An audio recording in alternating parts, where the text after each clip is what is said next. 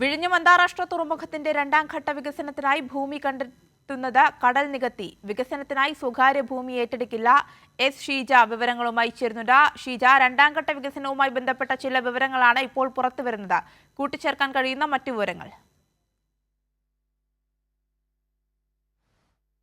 മൂന്നും ഘട്ട പ്രവർത്തനങ്ങൾക്ക് വേണ്ടിയുള്ള നിർമ്മാണ പ്രവർത്തനങ്ങൾക്കുള്ള പാരിസ്ഥിതിക അനുമതി ലഭിച്ചിട്ടുണ്ടായിരുന്നത്. അതിന്റെ അടിസ്ഥാനത്തിൽ തന്നെയാണ് അടിയന്തരമായി തന്നെ നിർമ്മാണ പ്രവർത്തനങ്ങളുമായി ബന്ധപ്പെട്ടുള്ള കാര്യങ്ങളിലേക്ക് വിഴിഞ്ഞം അന്താരാഷ്ട്ര തുറമുഖം കടന്നിരിക്കുന്നത്. നിലവിൽ ഇപ്പോൾ ഭൂമി കണ്ടെത്തുന്നത് അത് ഒന്നാം ഘട്ടം പൂർത്തിയായിരിക്കുന്ന സാഹചര്യത്തിൽ രണ്ടാം ഘട്ട വികസനത്തിനായുള്ള ഭൂമി കണ്ടെത്തുന്നത് കടൽ നികത്തിയായിരിക്കും എന്നുള്ളതാണ് ഇപ്പോൾ തീരുമാനമെടുത്തിരിക്കുന്നത്. സ്വകാര്യ ഭൂമി ഇതിനു വേണ്ടി ഏറ്റെടുക്കുകയില്ല. നേരത്തെ ആദ്യഘട്ടത്തിന്റെ നിർമ്മാണത്തിന് വേണ്ടി 63 ഹെക്ടർ ഭൂമി കടൽ നികത്തി വികസിപ്പിച്ചെടുത്തിരുന്നു.